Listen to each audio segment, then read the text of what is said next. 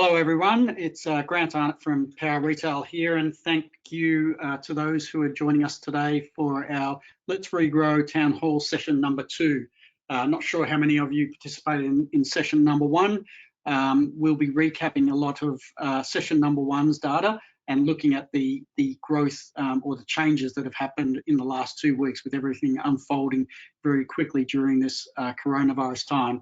If you missed out on session 1, we will certainly make that presentation available to you. There's also a video available that we can send to you after this, so you have both the report from session 1 and this also to compare. So introducing our panelists today, all from Power Retail. If I can move my slides forward. So we've got myself as the founder and managing director of Power Retail. We've also got our insights manager, Mark Fletcher, who will be taking you through some of the slides. Mark's also been responsible for putting the bulk of the data together today. And we've also got our editor, Ali Fiam, who will be facilitating questions at the end. And we encourage you to send through questions anytime during the presentation, and we will get to those at the very end and answer as many as we possibly can in the time today, and also follow up afterwards if you have any further questions. So our first town hall session was for everyone that we could get to in the retail community, and we had a big turnout. With the second session, this is available just for our members, and I know we've got many of those joining today, and just want to say thank you to all of our Power Retail paid members. It is done at considerable cost that we put this research together, and so it's really important to have your support, and valuable to us to have your support so we can keep providing this data. So we do very much appreciate that, and we hope you get a lot out of it today, and we'll look forward to your feedback afterwards. Okay, so just in advancing on where we're at since 2 weeks ago, just a broad world view of what's happening in terms of the number of coronavirus cases. I'm sure many of you are tracking similar data, if not this very one. This is from the Financial Times, which we thought was a very useful and respected chart. It's also directly from Johns Hopkins University as well.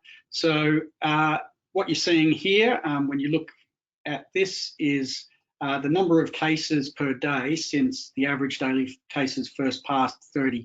And you can see the US rising to the top there, even though it's not to scale there. We know that they've already passed 500,000 cases, but what you can see is that most countries are starting to climb over the top of the hill and starting to descend in terms of the number of daily cases being reported. Where does Australia sit within that? Well, fortunately, over the last week, we've had a good decline in the pace of new cases. You can see Russia there, that's on the rise still. India also on the rise, Ireland as well.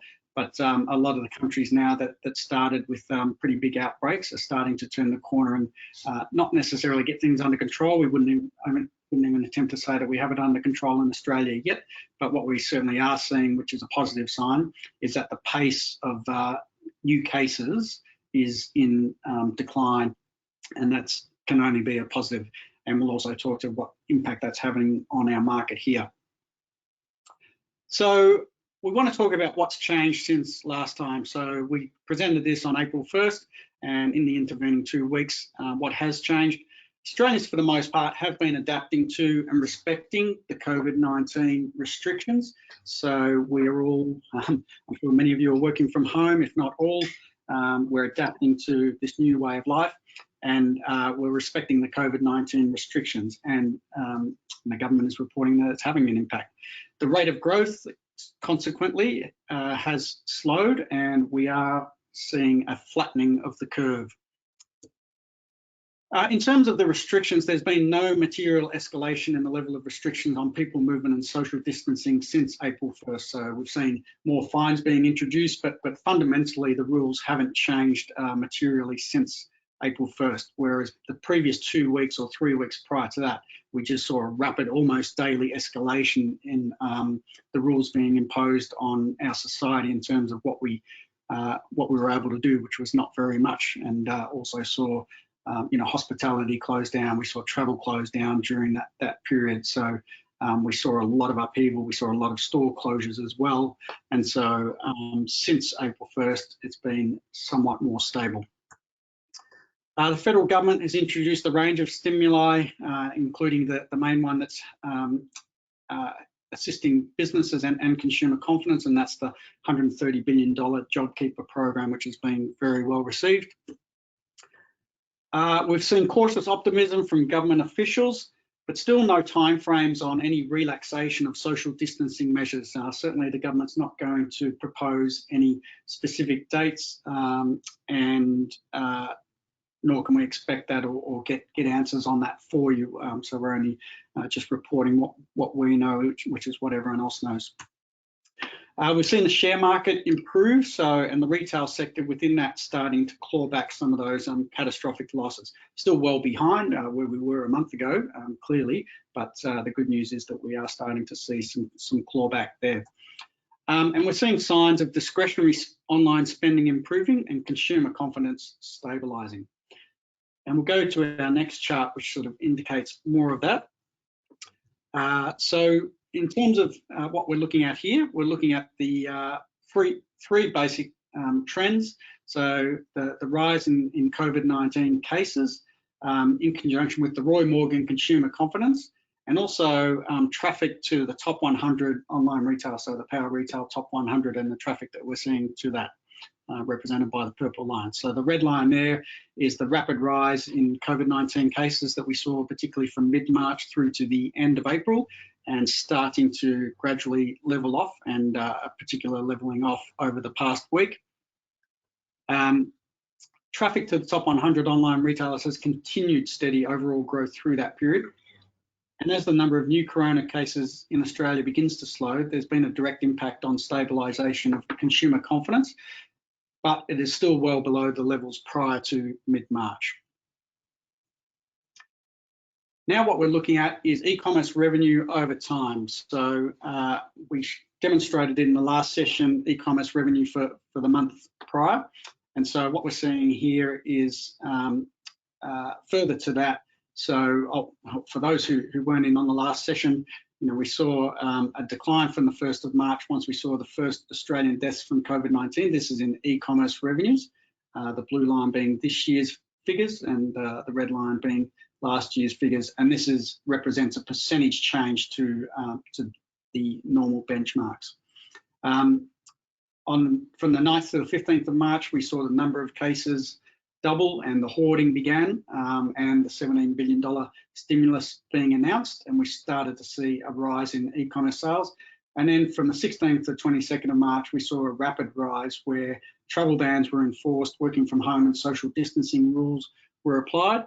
And now as we turn into April, the massive growth that was driven by that hoarding and by the rush for working from home supplies and essentials is flattening out. So we're still seeing growth in e-commerce, but the pace of it is flattening out, and we may not see those big surges that we witnessed through that period. So here's what's been really interesting out of the data. So we are surveying users constantly, and so I should have mentioned at the start, as per last time, that we've been surveying thousands of consumers and hundreds of retailers through this period weekly to gather this data so that we can make sure it's robust and give you true insights. So what we've seen here, if you look to the 29th of March, that was pretty much the full set of data that we were presenting last time. Since March, as we've turned into April over the last 2 weeks, we're seeing that obviously more consumers are spending online. So we're seeing a dramatic shift in sentiment towards spending more online. And it's a positive sign for online retailers. So the consumers that were frozen in fear pretty much at that end of March period are now seeing the decline in coronavirus cases as a positive shift, and they're less inclined to decrease their online spend and more inclined to increase their online spend.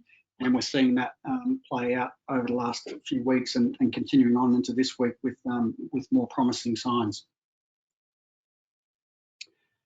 What this shows is the age groupings, so intended online retail spending in the coming month according to age demographics.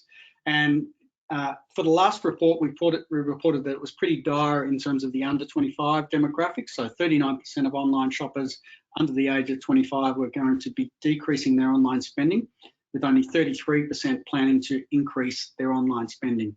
So we've seen a major shift in sentiment in the under 25s, with 50% now planning to spend more online in the coming month. And so we think that's partly due to the result of the JobKeeper and the other stimuli, and the fact that that there has been some level of stability in the restrictions that's restoring some level of confidence. Same with the under 34s category. So the rebound is equally strong, showing promising signs of online shopper confidence.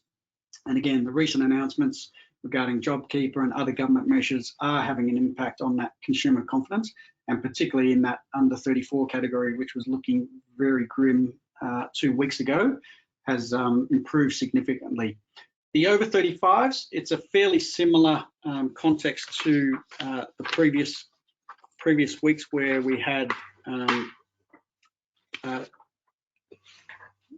similar results. It's still rising in terms of the numbers continuing to spend online, and overall what we're seeing is the difference between the last 2 weeks and these 2 weeks.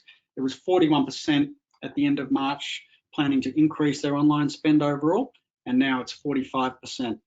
And the amount intending to decrease has not changed at all. So more positive signs that spending is going to increase online. All right, I now will hand over to Mark, our Head of Insights, to take you through the next few slides. Hi, everyone. I'm going to talk now about some of the direct impacts. Oh, I hope so. Can you hear me now? Yes. Okay. All right, everyone. Thanks for that. We're going to look now at the impacts on consumer spending over the last 4 weeks, and in particular in comparison to a benchmark that was really before the whole COVID-19 event started. The small purchases of under 50 appear to have peaked at the end of March, and that's largely as consumers sort out the monthly entertainment, their subscription fees, services, and of course high volumes in food delivery of individual meals, so your classic Uber Eats type purchase. In the last 2 weeks, we know that consumers are staying home more, and their typical store spending habits online, they're shifting. We've seen a general rise in the overall average order value.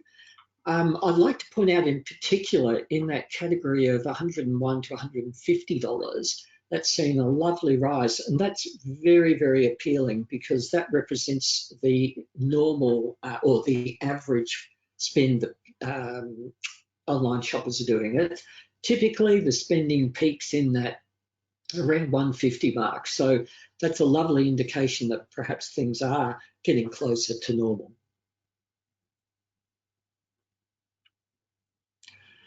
All right, so here we're looking at the discount on online purchases. And of course, this is very, very important because none of us as retailers really want to sell things at a discount. So consumer are now more willing to pay the recommended retail price than previously, and en masse shoppers are taking more of their traditional retail spend online. They're not as selective when it comes to seeking discounts as the cohort of online shoppers were prior to COVID-19. Those people really saw online shopping as a way to get things at a discounted rate.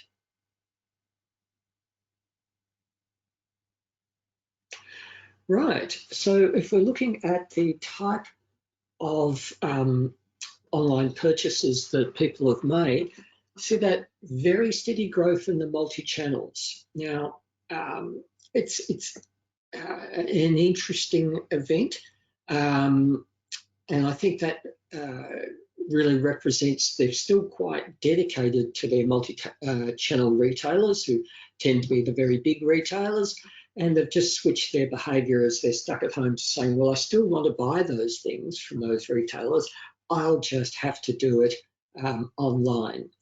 It's been a commensurate decrease for the pure play and marketplace. Not overall, but we're seeing some decline there.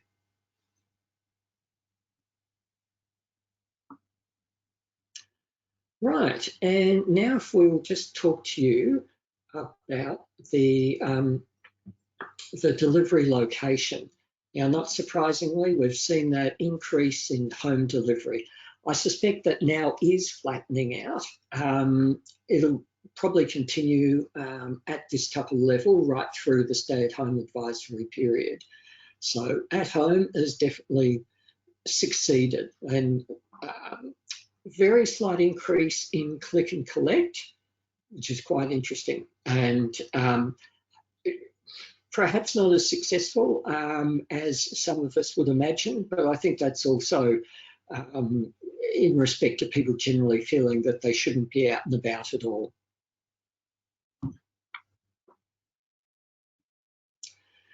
Now, here's a very important statistic for all of us interested in online retail, and that relates to the category of purchase made. So of particular note here is the increase in fashion. That's certainly to do with fashion retailers offering exceptional deals.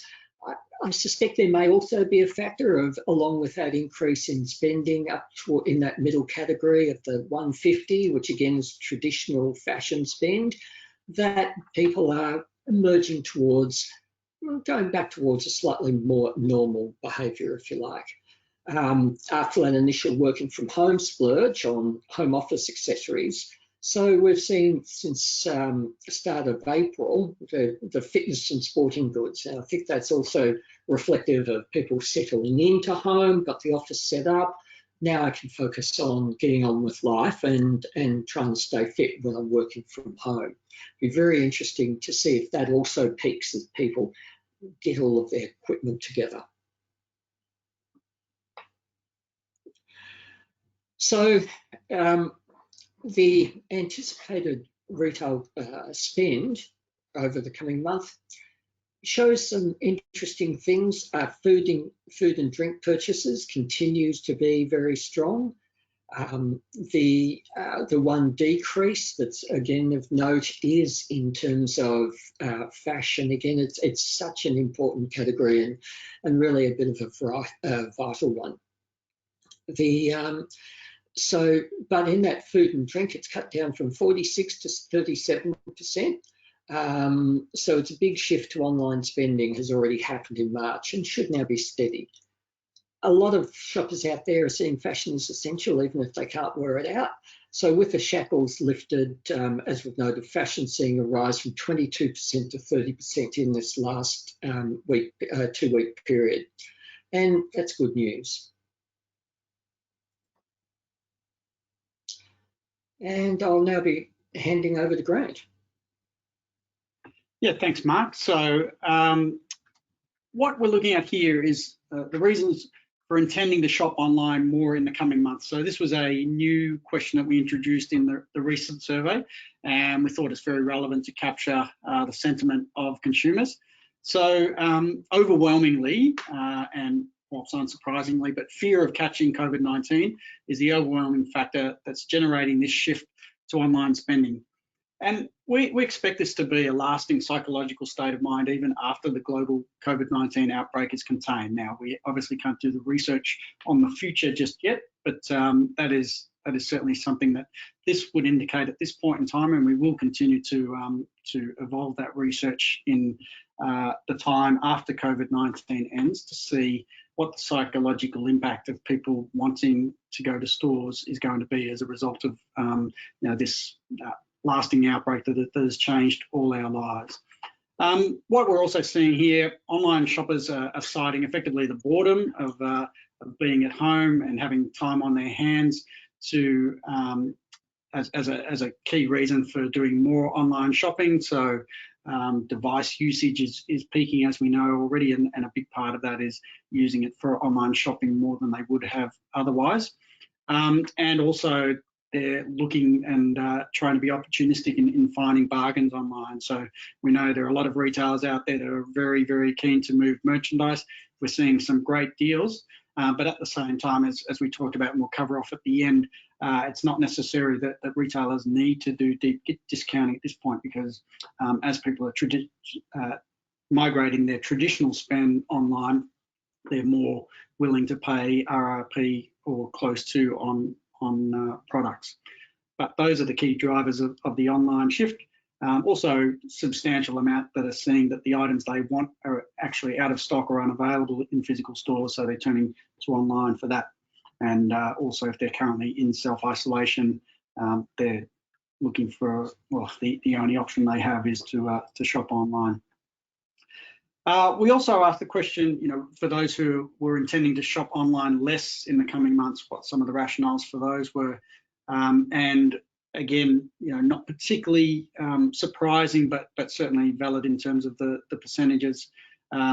Saving money for essential items was overwhelmingly the major one. And so they're not going to be spending on discretionary items that they don't need. That constant messaging from the government at the moment, if you don't need to do it, don't do it at all, is also affecting retail. And so if you don't need to make a purchase, don't make it at all. You can't leave the house, so there's not a lot of money being spent on fashion or other categories like that, makeup, etc. So those categories are down. Doubts about employment is number 2, but we expected that to be significantly higher, and it's not as high as expected. It's actually shown a slight decline in the past week as federal and state government rules around COVID-19 for businesses and individuals remain stable. The unfortunate segment is those who have become unemployed, and that has been on the rise. And so that grouping is clearly in savings mode and certainly not going to be spending online anytime in the future. And that, as we know, we are, as the government has reported, heading towards 10% unemployment, which will represent a significant loss to the consumer population. What we're looking at here, so the impact of COVID-19 on sales by businesses. So this is to the retailers that we surveyed. So the free fall in sales declines that we saw over the last few weeks in March has not continued to the same extent throughout April. We are seeing still a number of retailers reporting 20% or more decreases, but overall it hasn't been in the free fall zone that we saw previously. And over the past week, we've seen an increasing number of retailers see big surges in sales volume. So some are stabilising, but some are seeing pretty dramatic rises in sales volume. And many of those retailers have recorded sales increases of 20% plus. When we add in the 50% or more decrease, we see that the number of retailers seeing increases of 50% or more has increased in the past 2 weeks. So that's moved from 11% to 14%, but also the number of retailers that experienced precipitous decreases of over 50% has increased. So that's 16% to 19%. So it's a world of extremes over the last few weeks. Fewer retailers are seeing no change. That was 7% last time we did this survey versus 4% now. But the extremes at either end of the scale are either bringing great pain or great success, and there's very little middle ground in retail at the moment. So, we're hoping that some of you out there are on the extreme success end of the scale. But yeah, we know that there's an extraordinary amount of pain out there. There are some bright spots though, and we'll talk to those shortly in terms of where it's going. I also just wanted to share, we picked up some recent US data on e-commerce sales, so we wanted to make this Australian focused, but I just want to share this as a point of comparison in terms of the local retail market here seems to be, or e-commerce market here, I should say, seems to be holding up fairly well against the US. So half of retailers in the US are seeing e-commerce declines under the coronavirus, so 55% of businesses declining. Only 11% are seeing businesses projected and 34% are saying businesses up, which is well under what the Australian benchmarks are by comparison. And we're seeing things like conversion rate drops for most retailers since the pandemic hit, and the average order value of retailers is mostly down since the coronavirus. Now, we've got to remember that by comparison, the e-commerce market in the US is significantly more mature and a lot more penetration in terms of e-commerce as a percentage of total retail sales. So compared with Australia, which is under 10%, the US is over 15% in terms of total penetration of sales via e-commerce. And this was an interesting quote from a retailer. So new customer acquisition has collapsed. The value of brand has disappeared. It's about price and or in-moment benefits. We're not seeing the same level of desire from consumers to seek bargains. Of course, there's the natural bargain hunters that already existed online, but as more new shoppers are coming out of being traditional shoppers and moving into the online space, we're not seeing the same hunger or thirst for absolute bargains at this point in time. And now for the next few slides, I'll hand back over to Mark to take you through the next part of our retailer survey data. Thanks, Grant. I think this is a slide that everybody's been anticipating. So we've got more retailers positive about their business situation compared to a few weeks ago. So it's 24% believing that they'll be better off than before COVID-19. Unfortunately, we had last week 8% putting themselves in the category of ceasing trading within 1 month.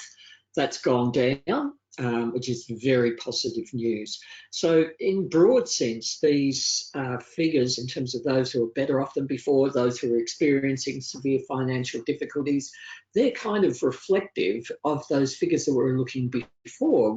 As Grant noted, we've got the extremes where some people are getting a really terrific increase in sales and some others are, things are not going so well at all.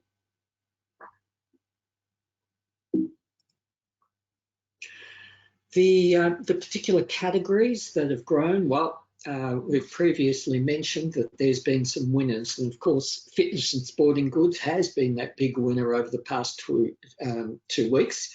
Lots of increased sales there. Fashion retailers, again, on the whole, have had a much better run in April. 36% of fashion retailers reporting increased online sales. 45% decrease in sales, but that number at the end of March was 64. So good news for fashion, particularly good for fitness and sporting goods. As I mentioned before, there might be a question mark though on fitness and sporting goods, whether they'll continue once people have kind of stocked up and bought everything that they want.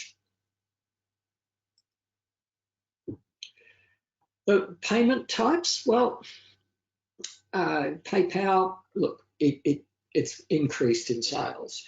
Retailers are reporting that the volume of sales using PayPal has doubled in the past few weeks, 41% increase versus 20% at the end of March. Buy now, pay later sales and credit card sales have held steady over the past 2 weeks.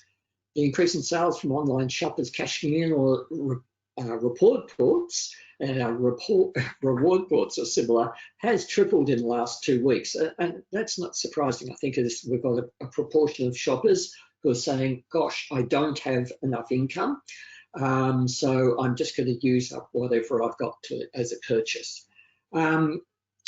Online shoppers are reluctant generally to go into debt with buy now, pay later, and scraping the bottom of their savings to make those online purchases.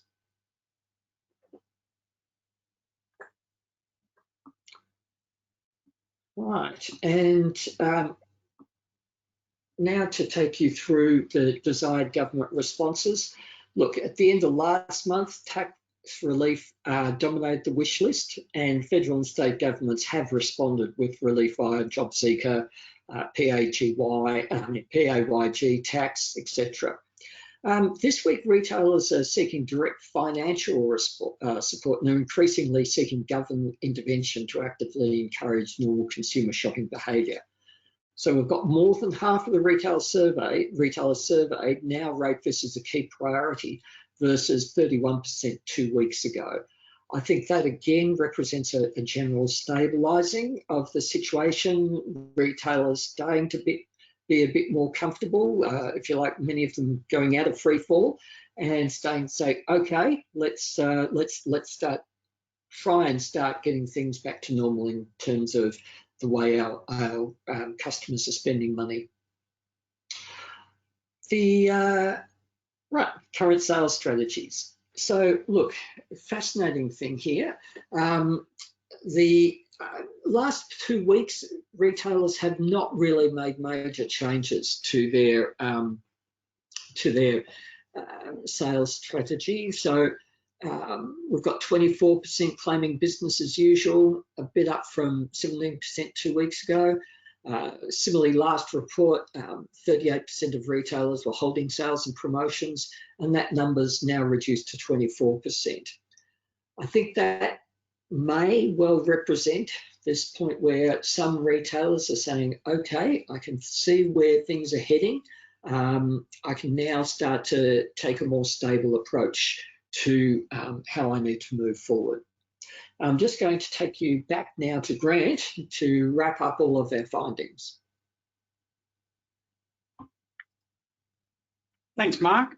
So that's all the data, and as I say, that's a lot to take in a short space of time, but we'll certainly make sure this is available to you very soon after this presentation. So we'll send that out along with a video recap of the presentation today. And again, for those who didn't get it last time, all of you members are entitled to each of the town hall information session reports. All right, so over the last 2 weeks, just a summary of some of the key insights that we've taken away from this data. So with the deceleration of new COVID-19 cases, further restrictions impacting retail are unlikely in the immediate future. So for those who did tune in 2 weeks ago, we were talking a lot about what's been happening in New Zealand, which is currently on level 4 restrictions. And so what that has meant is that e-commerce activity for non-essential retail has basically been banned. Now, retailers seem to be able to work their way around that to some extent, but yeah, that'd be a horrible situation for the Australian market if we move to that level where it is only only essential purchases that are permitted to be delivered to homes.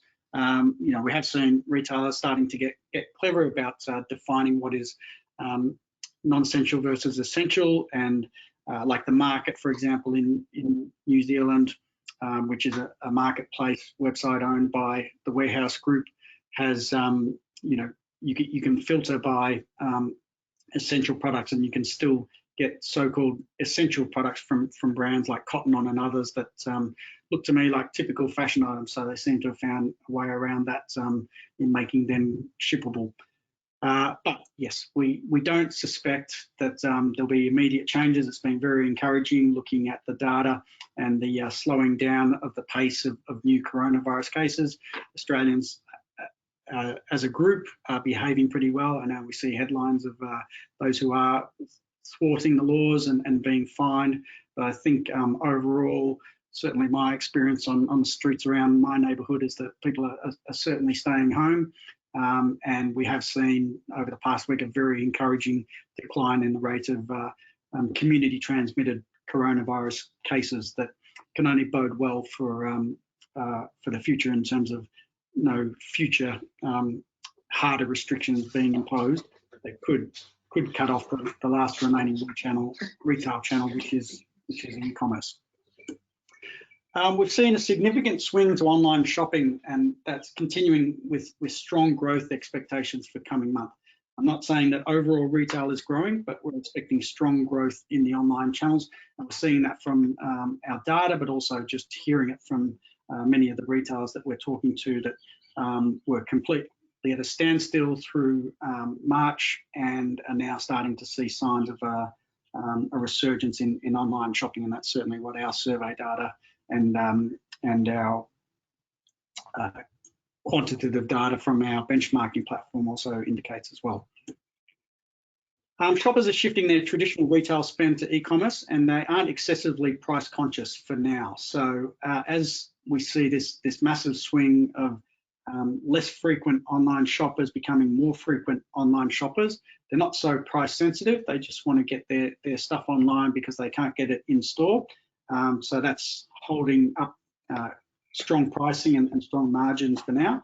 But we can expect that to start to move towards discounting as wallets are hit harder as the recession sets in, as the full effects of the coronavirus downturn start to set in.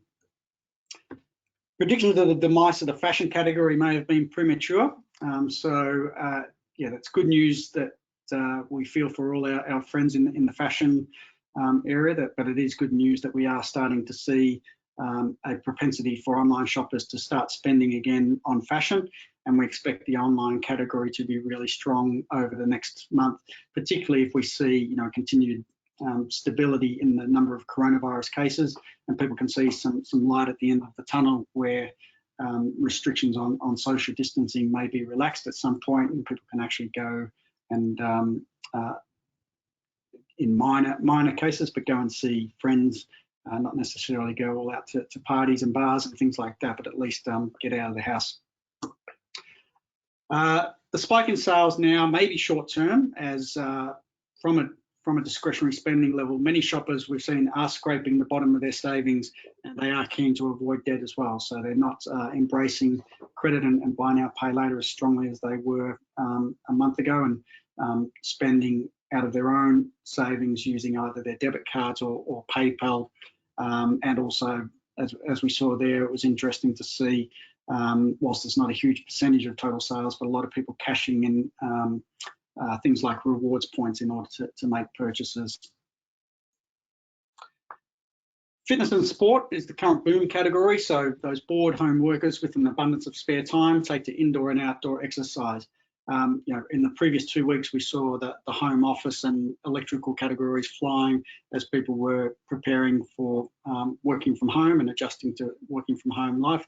Now that's moved to fitness and sport, and whether that's short-lived or not, as Mark alluded to earlier, once people have bought all the items they need, new pair of runners, new exercise bike, or some hand weights or whatever it might be, a yoga mat for the home to get some exercise in, we can expect that to taper off as well, but currently enjoying a short boom time. And overall, we believe the tide will permanently turn. So shoppers who were previously ho-hum about online shopping are going to rapidly and permanently increase their online spending. And we think, and I think most would agree, that that's going to be a lasting state, which, whilst there's an enormous amount of short-term pain for all of retail, it really does bode well for a promising and sustained period of growth for the e-commerce market, specifically over the next year or so. And so we can all look forward to that and need to be preparing ourselves for that and preparing to benefit from that. So that's our presentation for today, and we would like to take some questions. Before I do that, I just want to again thank all of our members for taking part in this session today, and hope you're enjoying the Power Retail e-commerce intelligence platform. We're investing more into this and adding to our data set and our research all of the time. So you'll see this and further data appearing all the time. For those who are new to it, make sure you take advantage of the live benchmarking tool where a lot of the data came from today. We're seeing more new retailers being added to that all the time, and so we've really got a strong and getting stronger data set for you to draw from, because we believe that right now it's never been more imperative to get access to real-time insights as they're unfolding rather than monthly trend reports. And that's why we're doing these surveys weekly, doing these real-time benchmarking data up to the minute. Like we just put that all together yesterday, so we could present it today, and we're tweaking right up until the time we do these presentations, so you can be assured it's as fresh as possible. But as members, you get access to that anytime you want to access all of that data. So again, we appreciate you supporting us. And so now I'll hand over to Ellie to put forward any questions that have come through for Mark or myself. Thanks, Grant, and thanks, Mark. That was a really, really interesting presentation, and I had a lot of it was really fascinating to listen to everything. We do have quite a few questions to go through. I won't be able to ask all of them because we are running out of time, but I'll do what I can. So the first one is, you mentioned that there has been a significant lift in the under 25s with online spending. Do you know what may be one of the driving factors for that and why they are spending now more than they did 2 weeks ago? Sorry, 2 weeks ago. Yeah, I think, look, it probably goes along with the bounce back of consumer confidence, the government stimulus, JobKeeper specifically, but also other measures that have come about to perhaps offset some of the grave concerns that bracket of consumers would have had not, only 2 weeks ago or 2.5 weeks ago at the end of March when it felt like the world was caving in. Again, there hasn't been any further escalation in restrictions. So I think that's this relative period of stability and also boredom means, it has encouraged people to renew their interest in online shopping and that market in particular, whilst there's still going to be a large quantum within that group that will unfortunately be unemployed for the near term until this is all resolved. Those who work in hospitality, travel, etc., that have found themselves completely out of work. Those who might have been merely concerned about their job prospects may have found some solace in some of the government initiatives that look like and are designed specifically to keep them in a job. So I think that would be some of the psychology driving that. And as recommended retail price spending increases, do you think that this could see the end of a discount culture in the future? Look, hopefully it's a change in the demands from consumers to expect deep discounts. So there's always going to be an element of bargain hunters that absolutely only want to see those discounts. I think it's probably more that the day-to-day spending is shifting online where it's not necessarily as price driven. So, if you think about your day-to-day consumer spending and also the need for rapid solutions, I suppose, where you don't have time to seek out bargains if if there's a shortage on items as well, which we've seen a lot of, you're not going to be necessarily missing out altogether because you're waiting for some type of super discount or on the hunt for a coupon. So I think that's part of why we haven't seen as much demand for discounting and why we've seen consumers overall being prepared as they move online to pay regular pricing. But no, I don't think it's the end of discounting, that's for sure. I think it'll still be as competitive as ever when we come out of this. It already is, and retailers who are going to need to move merchandise are going to continue to have price battles. And there's going to be a lot of changes in shopper behaviour, as there already have been now. So do you have any tips for online retailers and how they could actually take advantage of the longer term impacts from COVID-19 on shopper behaviour?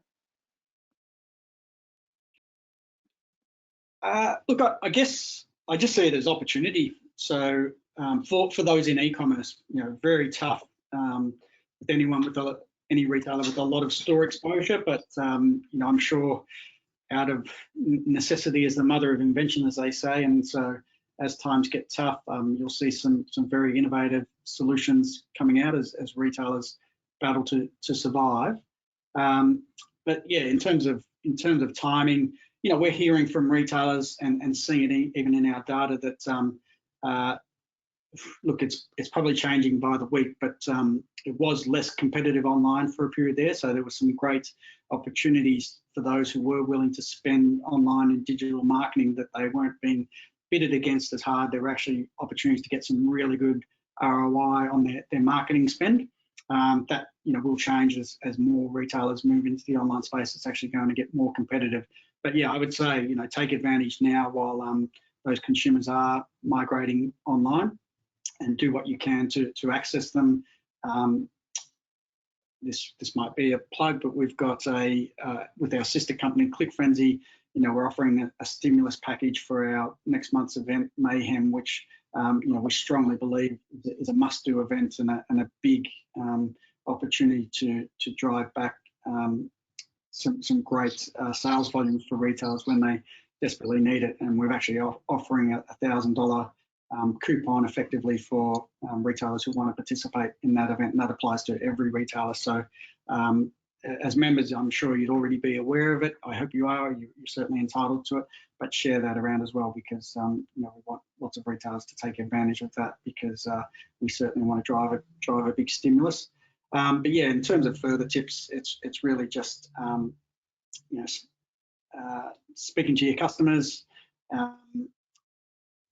You don't need to go off price as hard as you think you might, but you do need to get involved in marketing and make sure you're connecting with both new and existing customers as much as you can, because there's good opportunities out there. As there's a natural swing and a large swing of shoppers taking to online.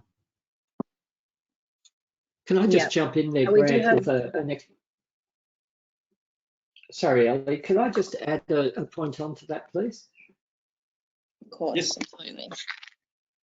One of the other things that we're seeing, and this is reflective of consumer behaviour in a whole lot of other channels and situations, is that as particularly those people who are perhaps intermittent online shoppers in the past, as they become more regular in shoppers, things which were perhaps a minor annoyance become an ongoing annoyance. So if their retailer perhaps has a slow load, or has a poor filtering system, or doesn't have a good wish list system, if I'm only shopping there occasionally, I can put up with it. But if I'm shopping there more frequently, I'm liable to, it'll become a real pain point for people. So I think that's also something that retailers may want to think about, is that if they've got more people coming back more regularly, then perhaps some of those persistent things in the user experience that they've been thinking I should get to, they actually may be a bit more pressing nowadays. Yeah, very true. And we have, I think, time for just one more question. This one is actually directed to Mark. With sales increasing online, what is your view on economic impacts when, quote, normality resumes? Oh, gosh. I'm no Nostradamus on this one. It's really hard to know. I frankly, I can't give you a really clear answer on that. Consumer behaviour will change.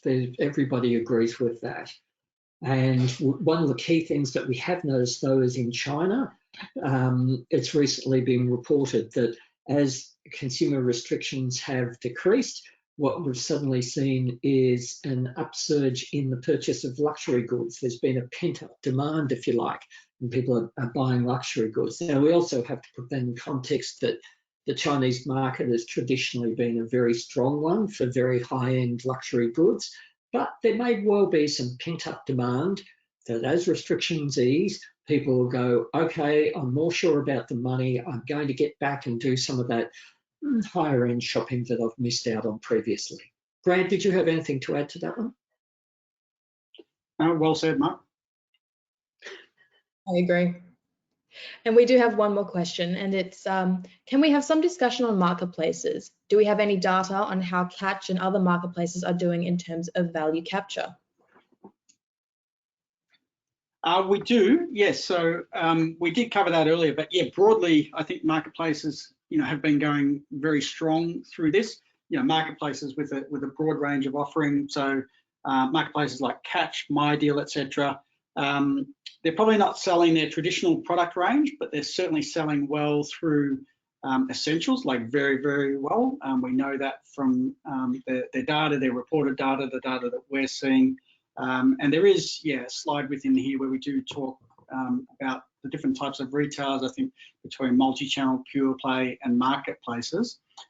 So marketplaces are certainly enjoying, strong growth overall, because they have such a such a broad range. Now, look, it would be different for a fashion marketplace, but the marketplaces you mentioned, Catch, the general merchandise marketplaces like Amazon, eBay, MyDeal, Catch, Kogan's Marketplace, etc., would be enjoying or are enjoying some significant uptick in sales through this period because they have a broad offering. And as I say, it's more on the essentials mix of products rather than their overall typical product mix. So they're selling truckloads of hand sanitizer and other things. Interestingly, we're also seeing, this is not an answer to this question, but we're also seeing a number of retailers pivoting into selling essentials that wouldn't normally do that otherwise. So you're seeing the likes of Noni B selling hand sanitizer, and I think Costume Box and others that are selling essential items just to keep the lights on, to keep some level of merchandise moving, because nothing else is selling. So some of them are getting criticised for that, but look, I think you've got to do what you can to survive, and if you can get your hands on that product and sell it, and there's demand for it, then during this time of crisis, why wouldn't you? Again, Grant, if you don't mind, I'll chime in with another comment on that one in particular around marketplaces.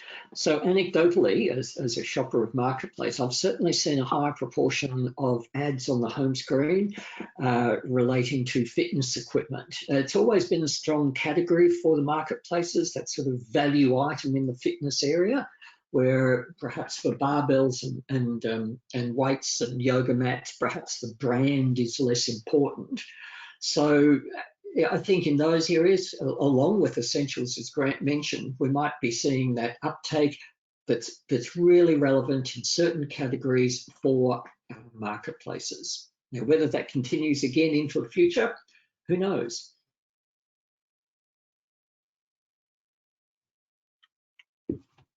Fantastic. Well, I think that's pretty much all of the questions that we have time for today. Yeah. Thanks, Ali. And look, yeah, it is nearly 1 o'clock, so we thank everyone for their attention. Great to see so many people still online now. We may have missed a couple of questions, so we'll try and get those answered for you post this event. But yeah, just want to thank everyone again, and your feedback's appreciated. Anything we can do to improve this session, we'll take on board as well. So thanks again for tuning in.